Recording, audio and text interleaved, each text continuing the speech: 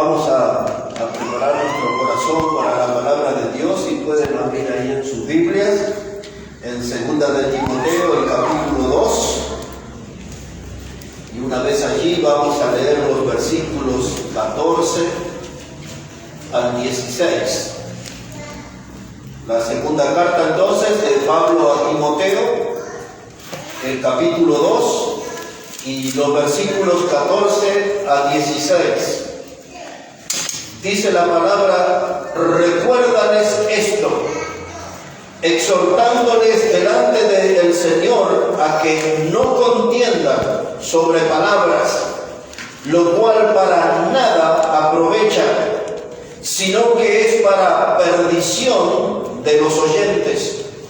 Procura con diligencia presentarte a Dios aprobado, como obrero que no tiene de qué avergonzarse, que usa bien la palabra de verdad, mas evita profanas y vanas palabrerías, porque conducirán más y más a la impiedad. Los versículos 14 y 16 los vamos a revisar al final del mensaje, donde Pablo exhorta a los hermanos y a nosotros a no contender sobre palabras que no son provechosas, sino que son discusiones para perdición de los oyentes. Y termina aconsejando él: mas evita profanas y vanas palabras, porque conducirán más y más a la impiedad, o sea, sumarán más pecados. Y hay tanta gente que discute en las iglesias sobre doctrinas y sobre cosas que desconocen de la Biblia, y todo termina en enemistades y conflictos, alejamientos de hermanos de las congregaciones. Hay gente que se llena de dudas en cuanto a la palabra, y Pablo dice: evite todo ese tipo de cosas. ¿Y cómo se contrarresta el error? Siendo obreros que no tienen de qué avergonzarse. Y hoy vamos a hablar de este versículo, lo vamos a desglosar, a analizar. Este versículo: obreros que no tienen de qué avergonzarse, y hay obreros que huyen también. En el pasado prediqué dos mensajes, uno con ese título, obreros que no tienen de qué avergonzarse, y otro sobre obreros que huyen. Así que vamos a usar los dos viejos títulos para un nuevo tema: obreros que no se avergüenzan y obreros que huyen. ¿Qué estaba pasando acá? Pablo había dejado a Timoteo. Timoteo andaba por sus 35 años y había llegado al pastorado siendo muy joven, y ahora tenía una enorme responsabilidad en Éfeso, una ciudad enorme, y ahí tenía que ajustar varias doctrinas, porque había muchos que se habían introducido en las congregaciones sembrando el error, diríamos nosotros, oscureciendo las claras aguas de la palabra de Dios. Y había que enfrentar el error, y tenían que hacerlo obreros que no tuvieran de qué avergonzarse. Esa gente entró en las iglesias y estaba sembrando duda sobre la fe. La gente escuchaba eso y no sabía cuál era la línea doctrinal a seguir. Entraban en un estado de confusión. Muchas iglesias se les hostía similares a las de hoy. Todo era una torre de Babel, todo era un estado de confusión. Y se necesitaba una voz firme, una voz clara, la de un obrero de Dios, que dijera: este es el camino que tenemos que seguir. Amén. Estas son las sendas antiguas que están bien trazadas. El mundo hoy, hermanos, espera ser impactado por el mensaje del Evangelio. El mundo necesita ser impactado por el mensaje del Evangelio. Pero hay mucha gente que está enredada en los asuntos familiares, mucha gente está enredada en los asuntos laborales. El mundo con su imán nos va absorbiendo a los cristianos y no estamos a la altura de las necesidades de la gente. No estamos alcanzando a la gente, no estamos impactando al mundo con el mensaje del Evangelio. En esta semana, para no ir lejos, gente que tenía la palabra con nosotros. Me dijeron, no podemos, vamos, nos juntamos para ir a un recital. Ya ni averiguar a quién iban a ir pero vamos a ir a un recital, no vamos a llegar por las reuniones. Otro me dijo, hoy justo me salió un asado este fin de semana. No, pero más adelante voy a ir. Y también me dijeron que había ahí un partido de fútbol. Una mujer me dijo, yo le di mi palabra que iba a ir, pero tengo que llevar a mi nieto a jugar al fútbol en el horario de la reunión. Y ese es el estado espiritual de la gente. Todos están enredados en otras cosas. Nadie tiene como prioridad la obra de Dios. No tienen como prioridad la casa del Señor. Y en los días de Timoteo pasaba lo mismo. Se necesitaba de ser un militante en la fe, un obrero que no tenga de qué avergonzarse. Y eso es lo que hoy encontramos, los polos opuestos. Obreros que no tienen de qué avergonzarse, poquitos. Obreros que huyen de la obra y de sus responsabilidades cristianas, muchos. ¿Y nosotros dónde estamos hoy? ¿Tenemos que avergonzarnos o estamos huyendo? Así que vamos a analizar este texto. Mire lo primero que dice, versículo 15. Comienza diciendo, procura con diligencia. Esa palabra, diligencia, habla de algo que no se puede postergar, que no se puede dejar para mañana. La palabra diligencia nos habla de algo urgente, de algo que debemos hacer ya. Esta palabra, esta semana escuché en la televisión a un político que usó un término antiguo, pero tiene que ver con esto. La palabra es bien difícil, procrastinar. Y esa palabra procrastinar significa postergar, dejar para más adelante. A muchos cuando tienen problemas dicen, ya lo vamos a resolver más adelante, confiando que se va a resolver solo. El mundo dice, el tiempo cura las heridas, el tiempo agrava las heridas, hay que atenderlo con urgencia. Y hablando de la obra de Dios, dice aquí, procura con diligencia. El estilo que está usando la Escritura aquí es de algo apresurado, de algo que tiene que hacerse rápido, que tiene que hacerse con esfuerzo. Ayer fui a la panadería y una de las mujeres que atienden la panadería, ya le prediqué a ella y ya sé que tiene 25 años. Pero ayer estaba como si fuera una tortuga embarazada. Una lentitud tenía tremenda. 3 veces le dije que ya había comprado todo. Compré un pan de campo, compré medio kilo de pan aparte. Y 3 veces me preguntó, iba a la caja, iba y venía. Estaba muy lento. Y hoy el mundo cristiano anda como nuestra panadera del barrio. Se mueve con lentitud. Y la Biblia dice, es con diligencia, es con rapidez. Yo tengo que tener mi corazón puesto en la obra. Yo tengo que tener mi corazón involucrado con el Evangelio de Cristo. Porque la Biblia dice, donde está tu tesoro, allí estará tu corazón. Amén. Si yo solamente pienso en la familia, que es algo maravilloso la familia, pero si yo no voy a guiar mi familia en el consejo de Dios, bajo la luz de la palabra de Dios, va a andar mal mi familia. Si yo atiendo solo mi trabajo, es bueno el trabajo. Es más, hasta por ahí dicen algunos que el trabajo es salud. No todos aceptan esa doctrina. Algunos dicen, no, el trabajo es mi enemigo. Pero si toda mi vida es trabajo y no está Dios en mi trabajo, pues voy a terminar mal. Dice el Señor Jesús, donde está tu tesoro, allí estará también tu corazón. Si mi tesoro está enredado en cosas terrenales, todos los frutos míos van a ser terrenales. Pero si mi corazón está involucrado en cosas que son espirituales, celestiales y eternales, los resultados que logre van a durar para siempre. Amén. ¿Dónde está tu tesoro? Allí estará también tu corazón. Cuando Pablo le dice a Timoteo, procura con diligencia, le está diciendo a él y a nosotros, no te paralices. No te metas en arenas movedizas, no te metas allí en un pantano. Estos no son días de huelga, no son días de rodillas paralizadas, no son días de manos caídas, son días de acción, de trabajar por el Señor. Dice, procura con diligencia. Muévete rápido, trata de ser ágil en las cosas de Dios. Porque hay una misión, hermanos, que tenemos que cumplir.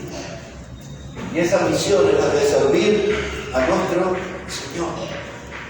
Por más difícil y por más complicado que se nos presente el camino, tenemos que servir a nuestro Señor. Tenemos que ir adelante, tenemos que avanzar. Yo quisiera, hermano, y no es la única vez que pienso decirlo aquí, que nuestro cristianismo no consista solamente en asistir a la reunión. Esto es una mínima parte del cristianismo, venir a una reunión. El cristianismo implica mucho más que eso.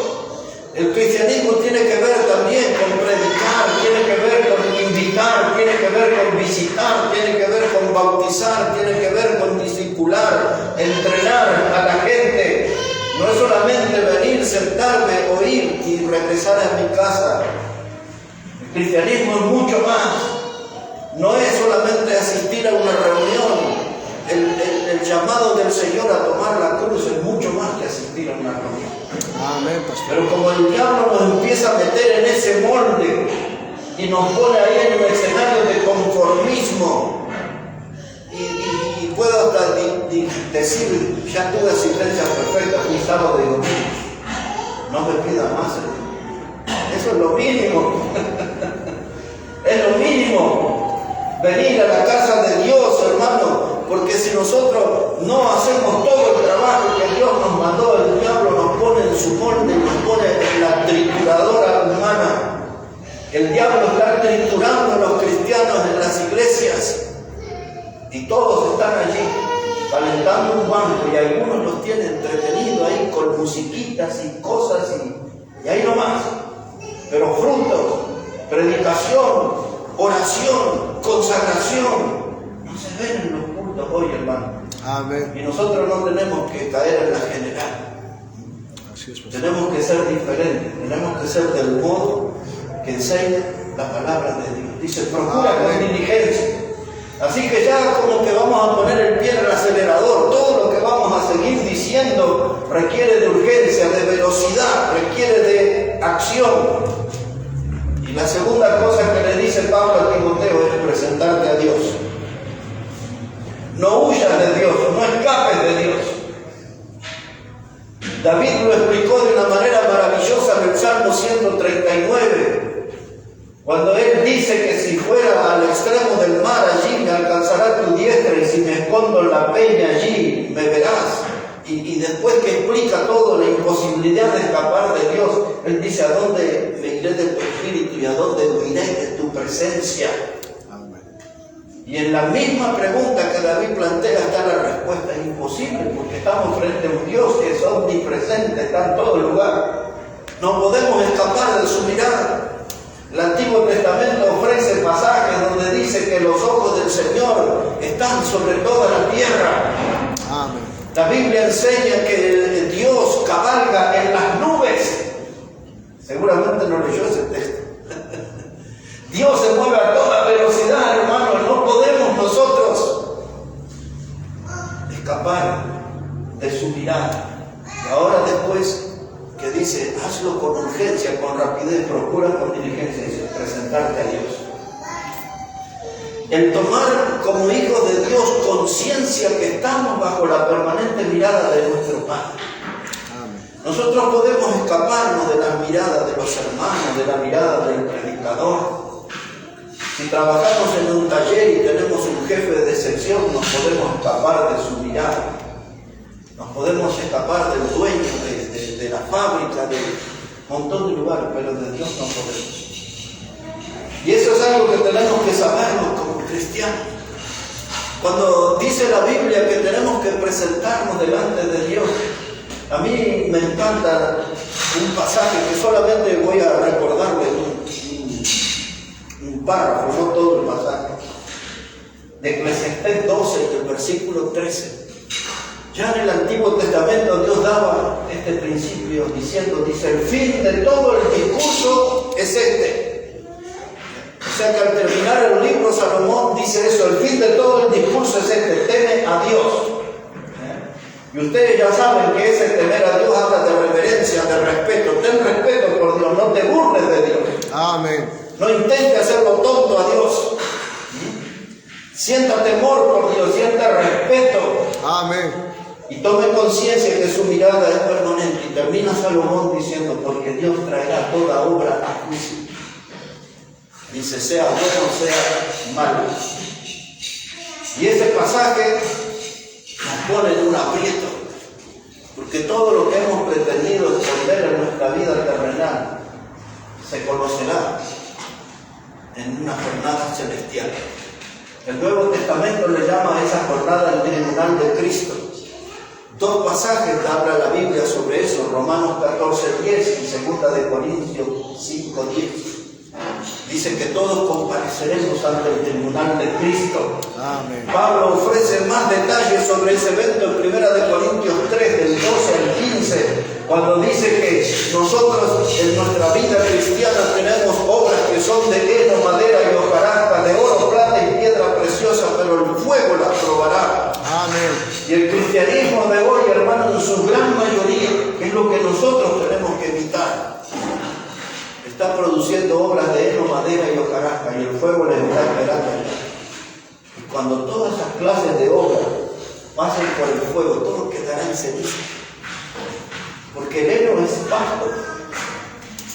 Las hojarascas son las que hemos visto en el mes de abril, resecas caer, anunciando la llegada del otoño. Esas hojas resecas que hay que barrerlas continuamente, nunca terminan de caer y todas terminan ahí en un fuego después. Y la madera, todo eso, el fuego del juicio de Dios, de nuestras obras, no habla de nuestra vida. Dios va a juzgar nuestras obras por fuego, no nuestra vida. Porque ese mismo versículo 15 ahí dice, aunque seremos salvos, aunque así como por fuego. No está en duda nuestra salvación. Lo que Dios nos está llamando la atención es sobre nuestras obras. No las hagamos de heno, madera y hojarasca. Hagamos las cosas bien, hagamos un trabajo en serio para el Señor. Que nuestras obras sean valiosas como el oro, que al pasar por el fuego es refinado y se realza su valor. Que el fuego del juicio de Dios valorice más nuestras obras. Y dice, procura con diligencia presentar a Dios. Hermanos, vamos al encuentro con el Señor. Amén. Unos antes, otros después, pero todos vamos a ese encuentro. Y vamos a estar toda una eternidad lamentándonos de lo que no hemos hecho. Lo podemos evitar y podemos hacer las cosas en serio. Amén. La tercera cosa que Pablo le dice a Timoteo, dice, preséntate delante de Dios. Y ahora le dice como un obrero aprobado. Fíjese cómo está el texto organizado. Procura con diligencia. Punto número 1. Punto número 2, presentarte a Dios. Punto número 3, como obrero aprobado. Ustedes han visto que aún en el gremio de la costura y todo esto, a veces se solicita la presencia de un aprendiz. Pero hay algunos trabajos que piden ese obrero calificado. Hay una diferencia entre un aprendiz y un calificado. Y nosotros ya es hora que dejemos de ser aprendices y seamos obreros calificados. Amén. La palabra que usa aquí es la palabra aprobado. En el idioma griego es la palabra dókimos. Esa palabra aprobado, dókimos, significa alguien que fue dado por bueno. La palabra dókimos habla de alguien que fue probado y salió aprobado. Que cuando Dios nos pruebe a nosotros como obreros, hermanos, seamos aprobados. La palabra aquí también tiene la idea de sobresaliente. Cuando pensaba en ese término en la niñez, cuando iba al colegio primario, la maestra ponía a la salida aquello, todo era una algarabía, y yo tuve sobresaliente, y yo muy bueno, el muy bueno no era, y otro muy bueno regular era otra nota. Pero todos se jactaban sobresaliente, qué lindo sobresaliente. Y aquí también, hermano, es lindo que tengamos sobresaliente, aprobados, obreros aprobados. Amén. La palabra opuesta de dóquimos es adóquimos. Esa palabra Pablo la usa en el idioma griego en 1 Corintios 9:27, cuando él dice estas cosas. Dice, no sea que habiendo sido heraldo para otros, yo venga a ser reprobado. Así es. Esa era la palabra, adóquimos, reprobado. Y él está diciendo en ese pasaje, no sea cosa que habiendo sido heraldo, habiendo sido un predicador, un mensajero del Evangelio, un anunciador del Evangelio, habiendo sido un representante del Rey de Reyes, y lo hice bien durante mucho tiempo, pero al final de la carrera, si fallo al Señor y termino como un reprobado, me sentiré un miserable. Porque la verdad, hermano, en la fe muchos empiezan bien, pero pocos terminan bien. Muchos empiezan bien, pero son de un trayecto corto. Y usted va a mirar este hombre que ustedes tienen enfrente hoy, tiene 43 años de militar. Nunca me aparté del Señor de los 43. Pero tengo que estar con mis ojos abiertos. Porque Pablo dice, no sea cosa que habiendo sido heraldo para otros, venga yo a ser eliminado. Y cuando él dice eso, él le está diciendo, no sea cosa que un pecado me saque del ministerio. No sea cosa que un pecado sea el que me elimine de la posibilidad de servir a mi Salvador. Uno construye un testimonio durante toda una vida y lo puede arruinar en menos de un minuto. Eso es tremendo. Vivimos bajo una presión tremenda. Empezamos la carrera bien, pero la idea es terminar la carrera bien. Amén. Por eso Pablo escribía en Hechos 20:24, hablando, dice, yo no estimo preciosa mi vida, decía él, con tal de que acabe mi carrera con gozo. Amén. Muchos pasajes del Nuevo Testamento, Pablo pone énfasis en esa expresión de acabar la carrera, de terminar la carrera. No se trata solamente de empezar, se trata de terminar la carrera. Hace ya mucho tiempo atrás, cerca de 3 años, yo recuerdo haberle predicado a ustedes un mensaje que se llamaba "Por un pie en la tumba y un pie en el polvo".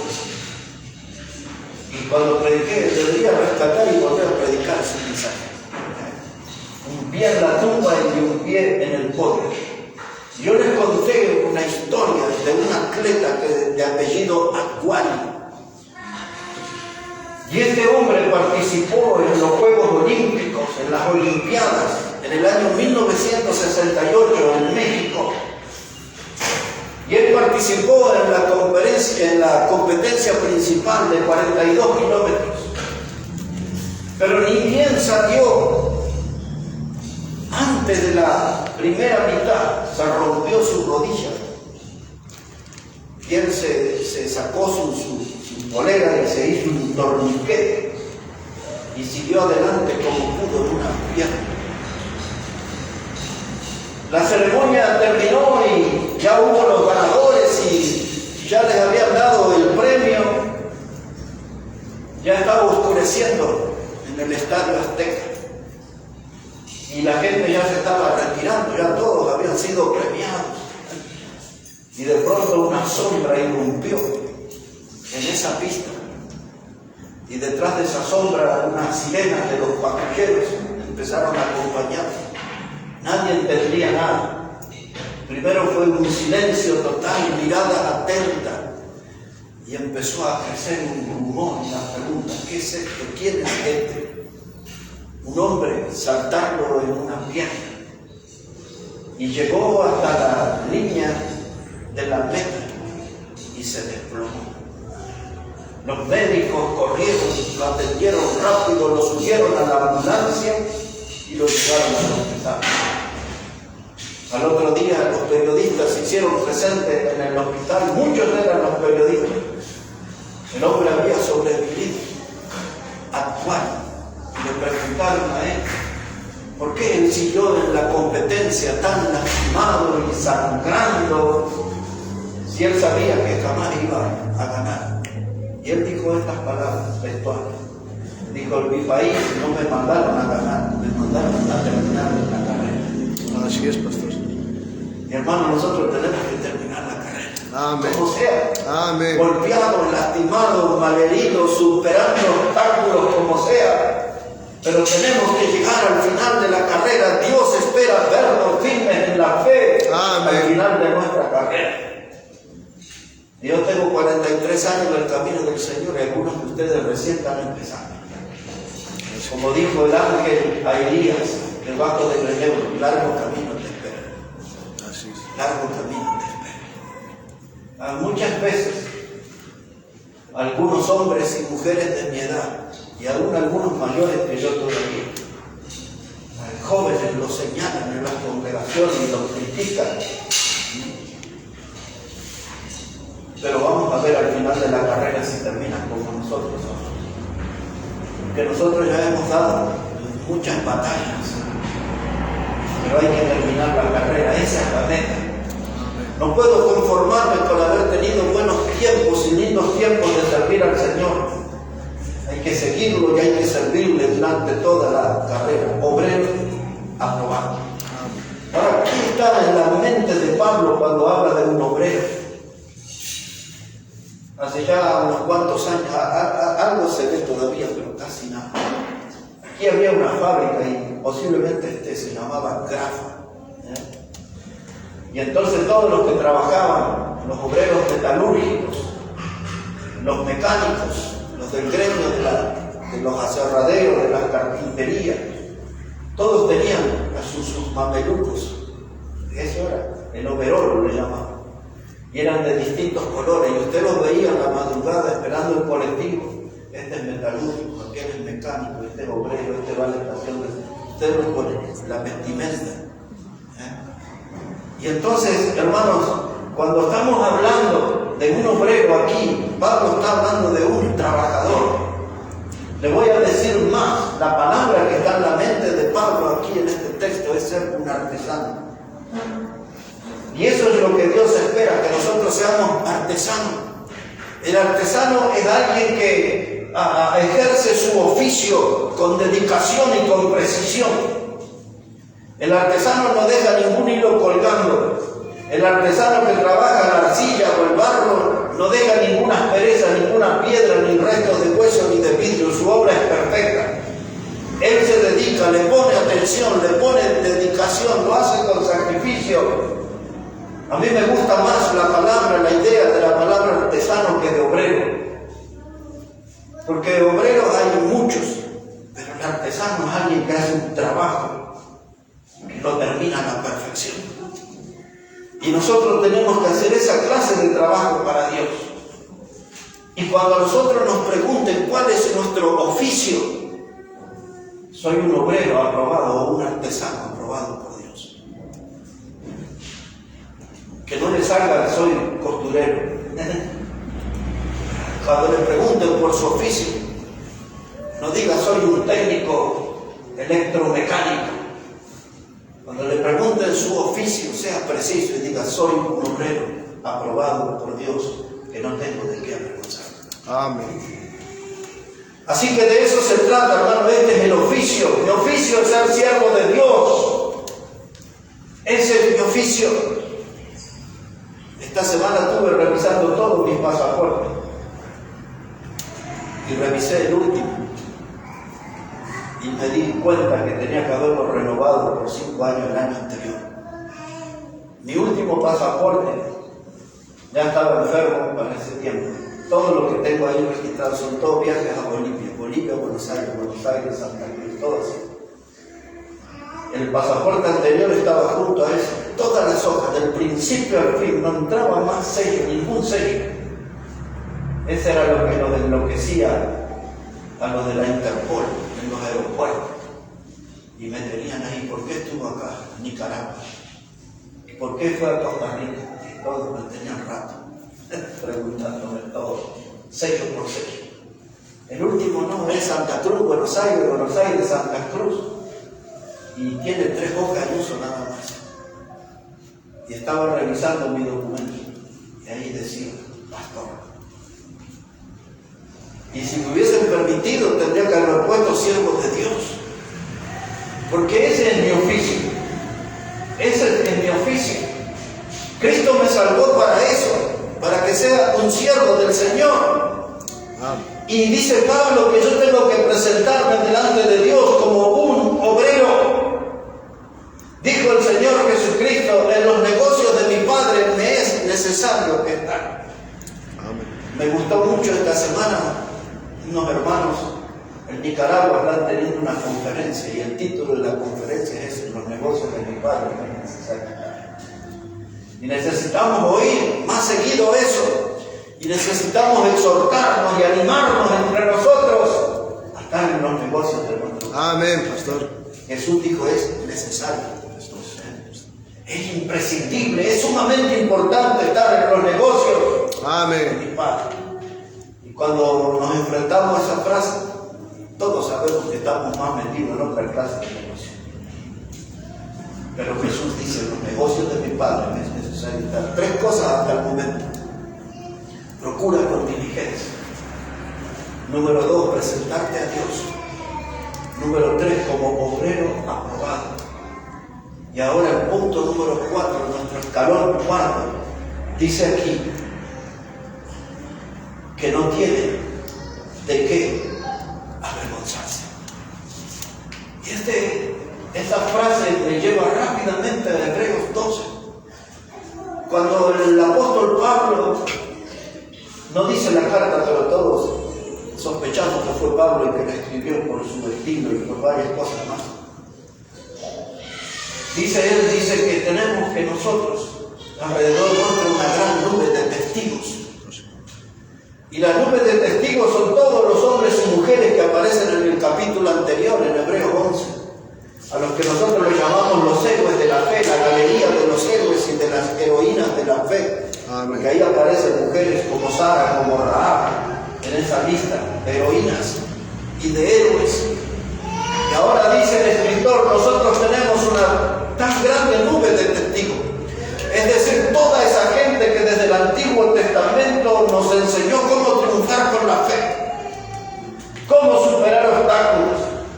Y ahí cuenta todo lo que ellos padecieron, vituperio, fueron aserrados, perseguidos, condenados a vivir en cavernas.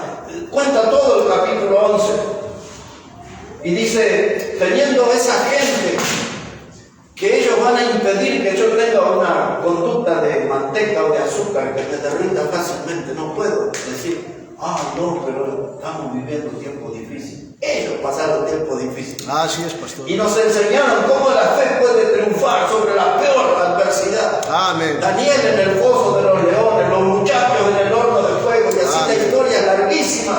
Hombres y mujeres que vencieron por la fe.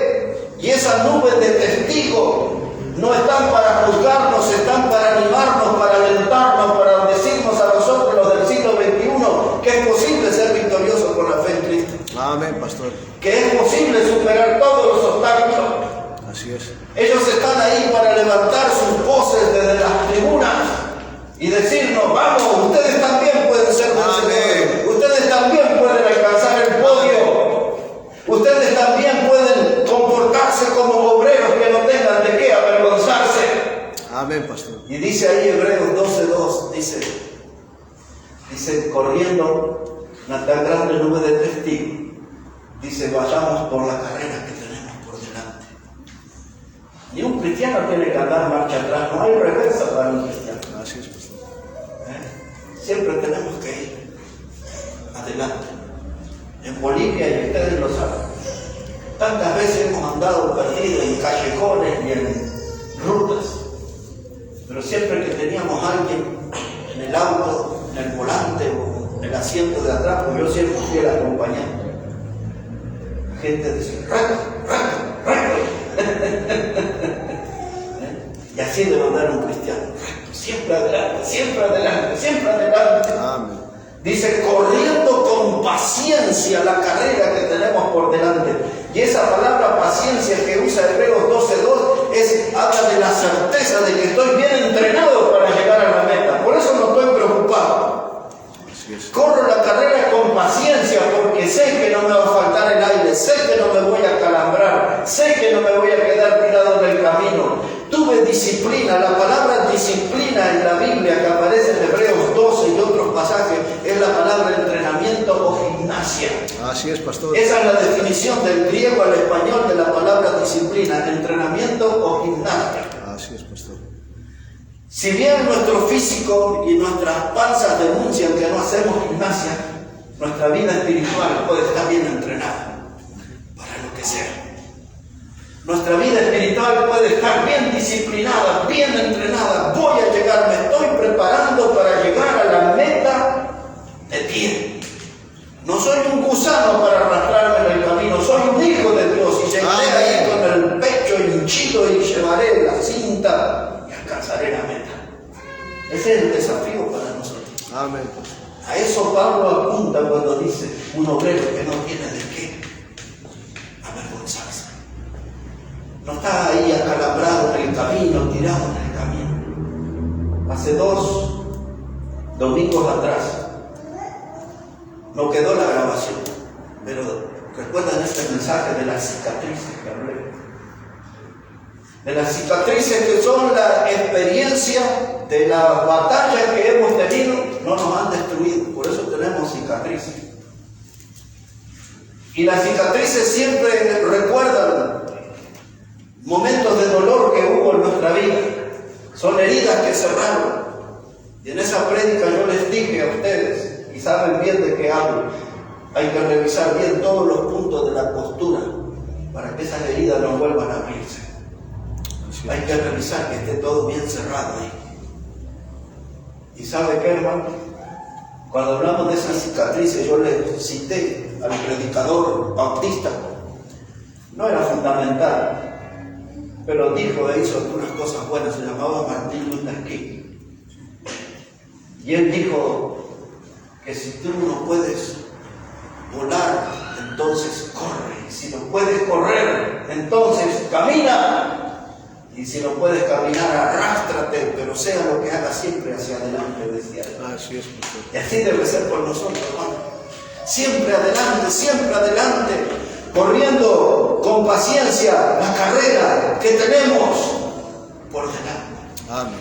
El mundo del deporte, desde hace más de un siglo, se asombra con un país llamado Uruguay. ¿Qué es Uruguay? Desde hace mucho tiempo es un país que nunca supera la línea de 3,5 millones de habitantes. Bolivia tiene 3 veces más de habitantes que Uruguay, pero casi ningún país en el mundo dio tantos deportistas en la historia, principalmente en el fútbol, como los uruguayos.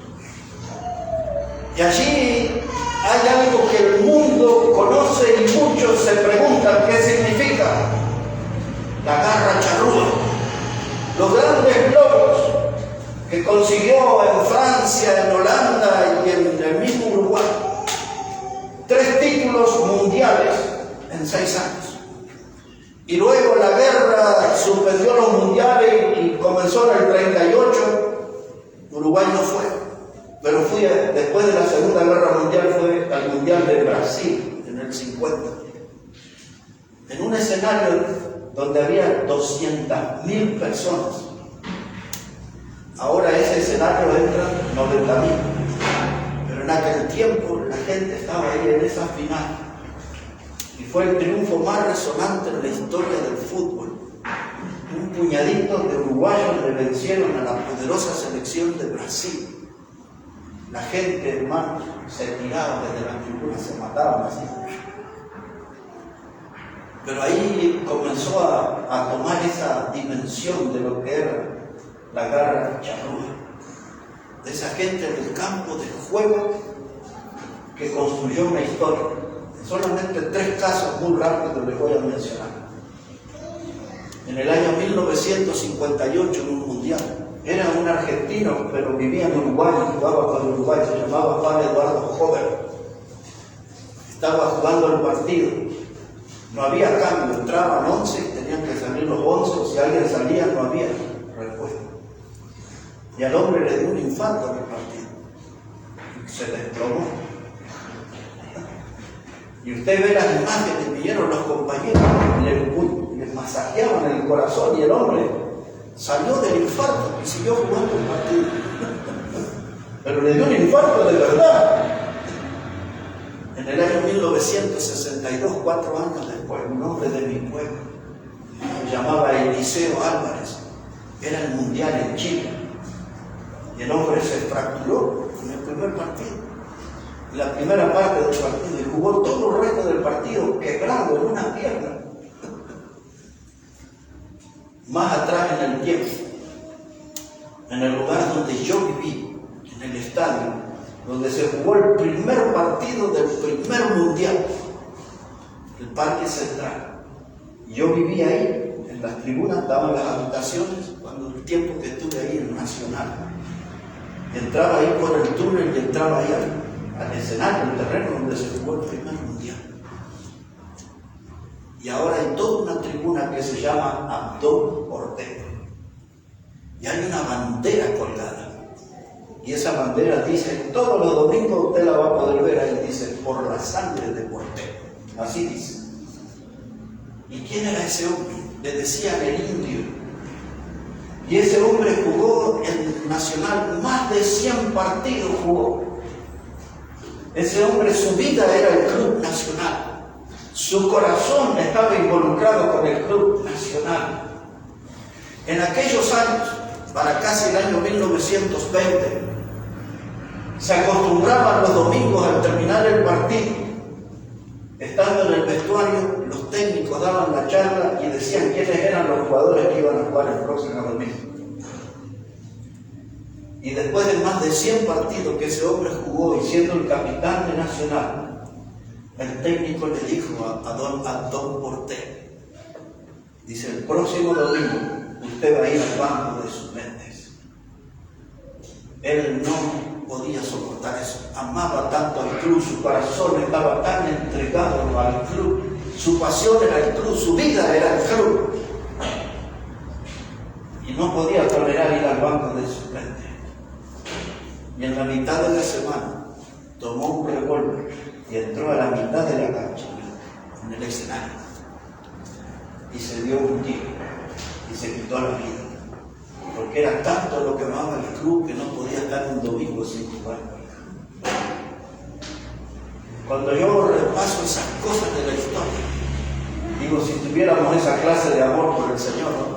Si tuviéramos esa clase de compromiso, esa clase de corazón por la causa de Cristo, esa gente, hermano, dio todo y construyó una historia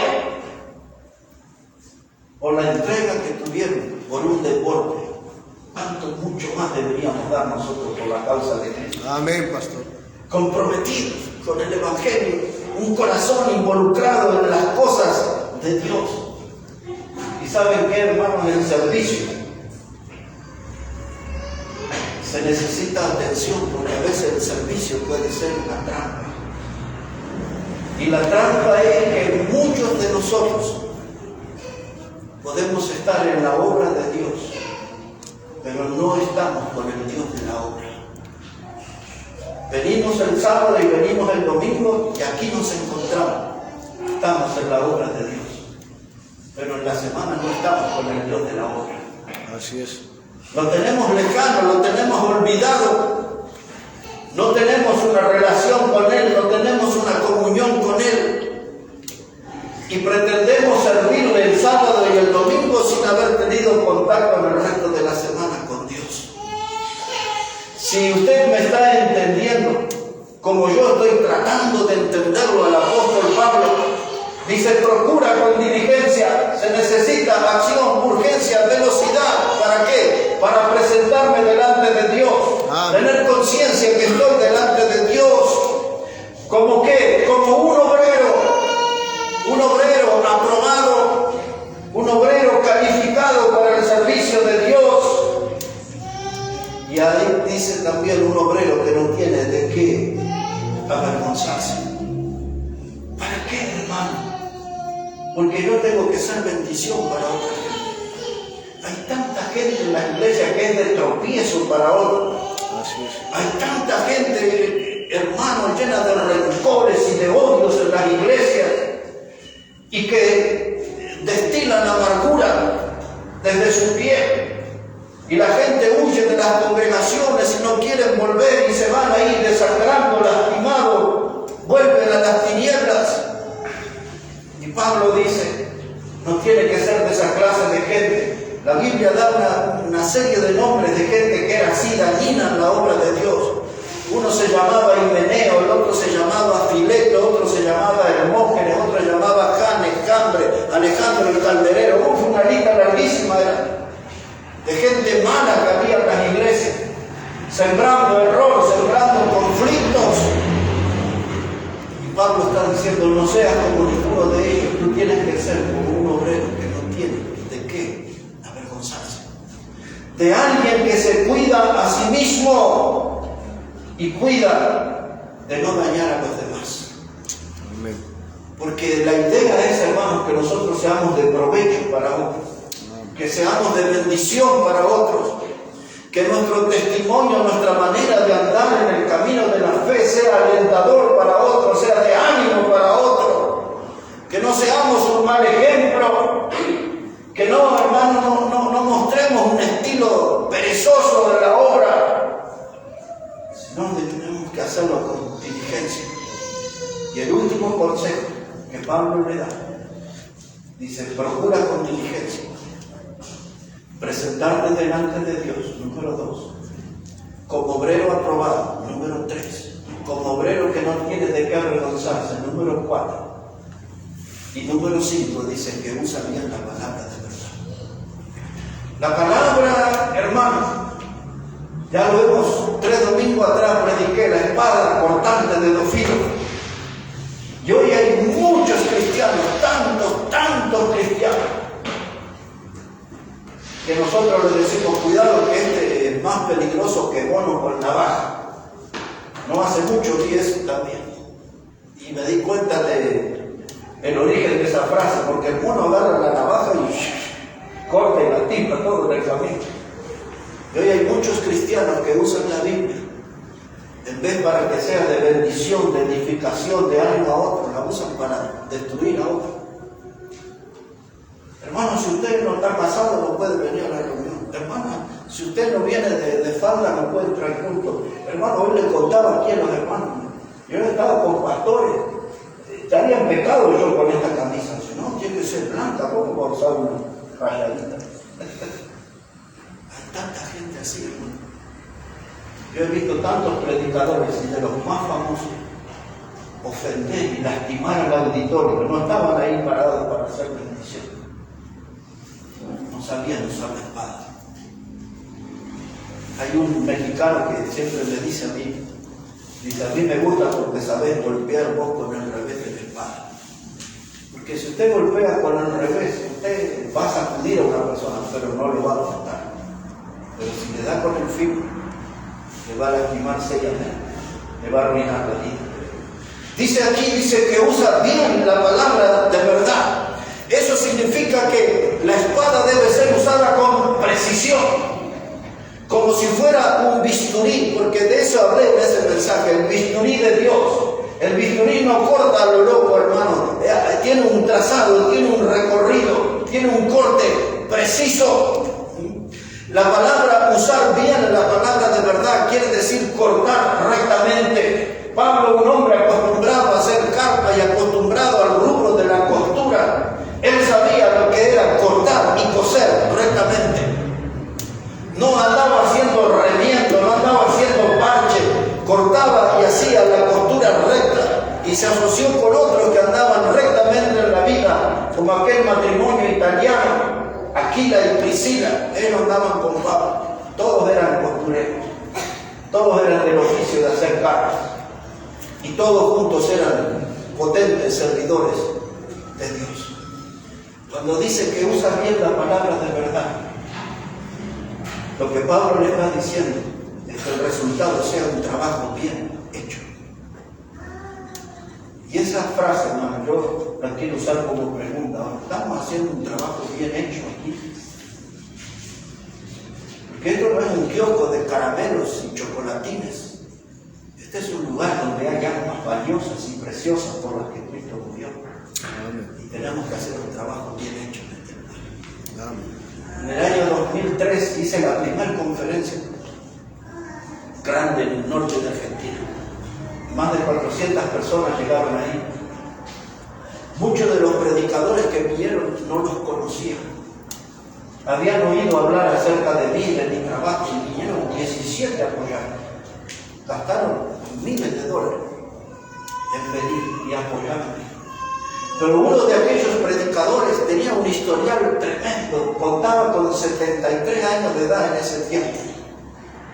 Él era el predicador central para nosotros porque era el hombre que había tenido toda una trayectoria tremenda.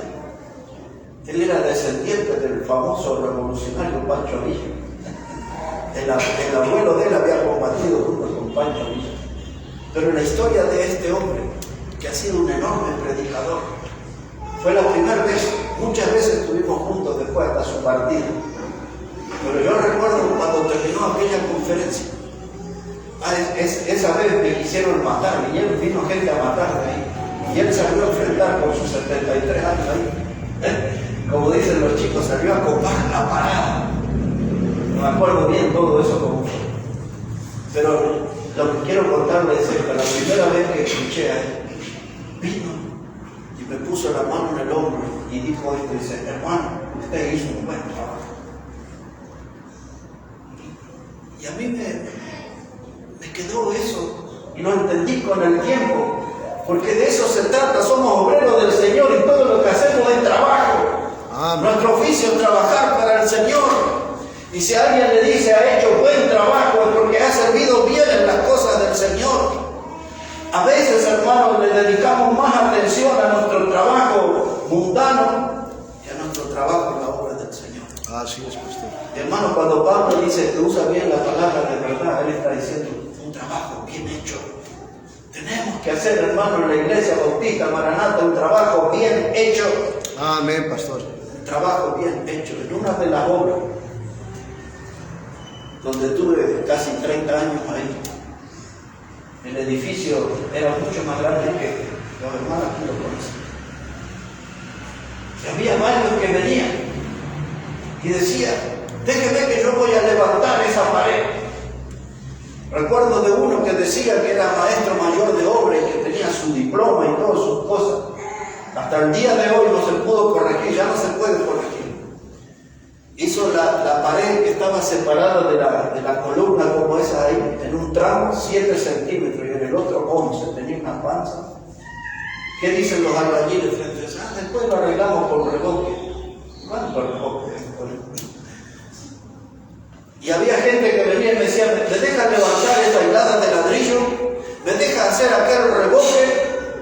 Y entonces uno a veces por no cortar ese espíritu de trabajo decía, hágalo, pero después resulta que tuve que aprender, que tenía que decir que no, porque después nos salía más caro, nos llevaba más tiempo, porque había que tirar el reboque, había que tirar la pared.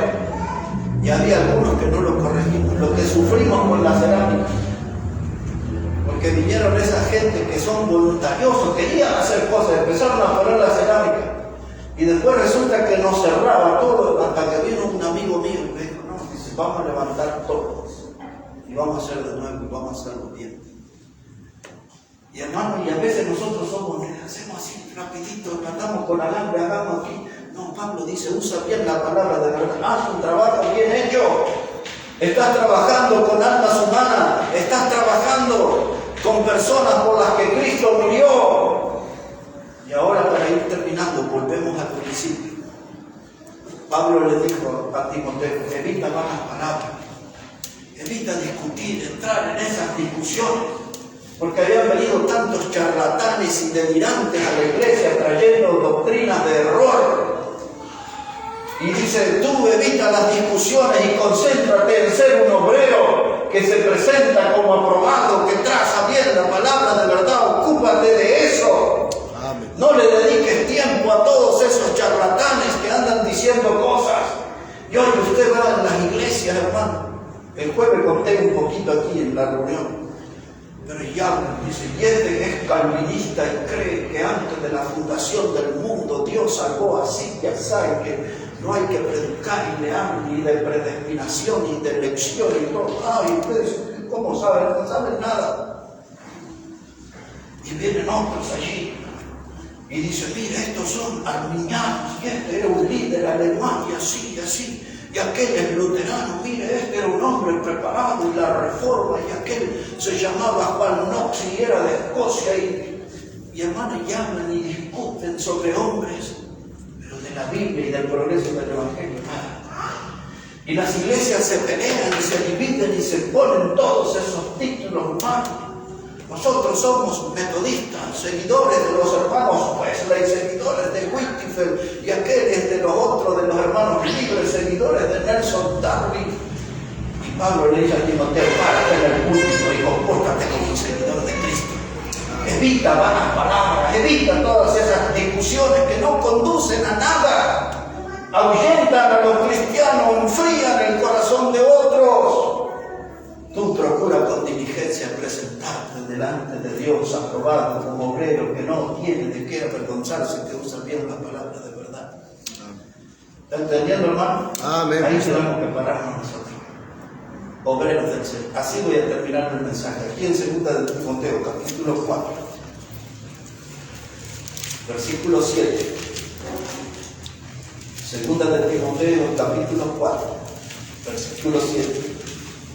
Hay una cantidad de textos en 1 y 2 de Timoteo que Pablo dice, evita las malas palabras, apártate de los tales. Habla de toda esa clase de gente que están enfermos, que las palabras que ellos dan contaminan. Y Pablo dice que esa gente está privada de la verdad. Habla porque nadie les pone el cuerpo por hablar. Pero todo lo que ellos dicen son palabras enfermas. Y Pablo dice, evita, apártate de los tales, concéntrate en esto que voy a leerles ahora. 2 de Timoteo 4, verso 7. Dice Pablo, he peleado la buena batalla, he acabado la carrera y he guardado la fe. Hermanos, tenemos esa esperanza de que Cristo vendrá muy pronto. Amén, pastor. Y nos llevará todos con él. Pero algunos de ustedes, si el Señor tardara su regreso, yo me voy a ir antes que muchos de ustedes. Y esto es lo que Pablo está viendo aquí. Él dice claramente acá, he peleado la buena batalla y he acabado la carrera.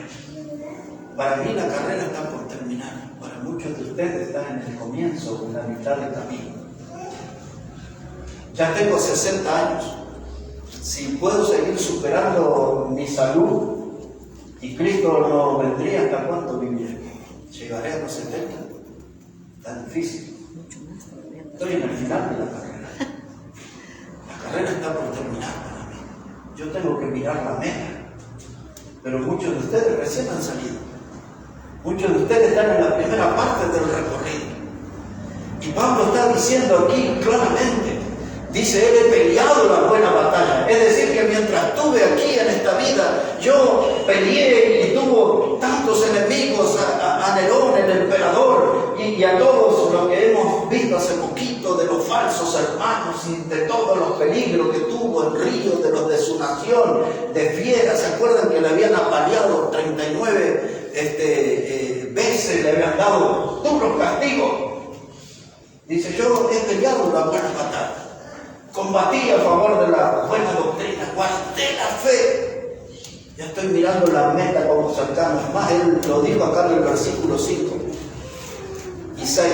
Dice, tú sé sobrio en todo, soporta las aflicciones, haz obra de evangelista, cumple tu ministerio.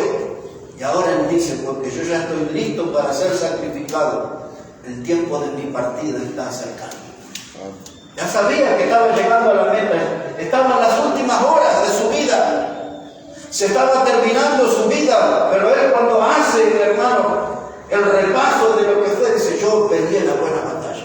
No le saqué el hombro al trabajo, en la obra. Dice, yo he acabado la carrera, no abandoné en la mitad del camino mi fe, mi compromiso con Cristo. Y dice, y ahora que estoy viendo la meta, el final de mi vida, bien cerca, todavía tengo la fe conmigo, todavía estoy firme en la fe. Amén. Y de eso se trata, hermanos, de cuidar este tesoro precioso que es la fe. La meta está a la vista. La fe, hermanos, de perseverar en las grandes doctrinas, en la doctrina de la salvación eterna, en la doctrina de la sangre preciosa de Cristo que lava nuestros pecados, perdona y nos da salvación eterna.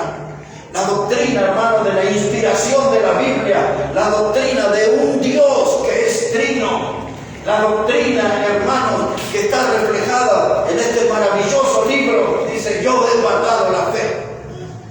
No me cambié de doctrina, no me fui a una denominación, no me hice miembro de otra religión, no formé parte de una secta. Yo estoy en la iglesia de Cristo, mantuve mi camino, firme en mis convicciones, peleé la batalla, acabé la carrera, guardé la fe. No soy un camaleón que anda cambiando de colores, no estoy cambiando de lugares religiosos. Yo estoy en las sendas antiguas. Cristo es mi Salvador, Cristo es el camino, en Él estoy, Él es mi fundamento. Amén, pastor. Dice, he guardado la fe. ¿Sabe qué, hermano? Él está diciendo a Timoteo y a nosotros, sé un buen administrador de la doctrina. Sé un buen administrador de la doctrina y entrégasela a otros en su modelo original. Y ese es el desafío que yo tengo como predicador. Terminar la carrera, administrar bien la doctrina y entregársela a ustedes, a los más jóvenes, en su modelo original, sin alteración. Una doctrina pura. Y ese es el desafío que nos hace hoy la palabra de Dios frente a esto. Hay obreros que no tienen de qué avergonzarse y hay otros obreros que huyen, no quieren esos compromisos. Hay obreros que dicen, no, es que el cristianismo es una brasa caliente. Ya lo he oído a tanto y a un predicador decir, es difícil la vida cristiana, qué dura que es la vida cristiana. Más duro era como el diablo lo trataba en el mundo. Aquellos a veces dicen, no queremos ofrendar a los misioneros. ¿Y cuánto dejaban en el bar? ¿Y cuánto dejaban en los carnavales? ¿Y cuánta plata daban todas esas actividades pecaminosas? Así es, y ahora no quieren apoyar un misionero, no quieren apoyar una escuela dominical. Es dura la vida cristiana. Es un privilegio que pocos tienen, hermano. Amén. Disfrutemos de este privilegio, de servir a Cristo, de seguir a Cristo. Tenemos que ir hasta la meta como obreros que no tienen de qué avergonzarse. Bueno, que Dios bendiga su palabra en este día.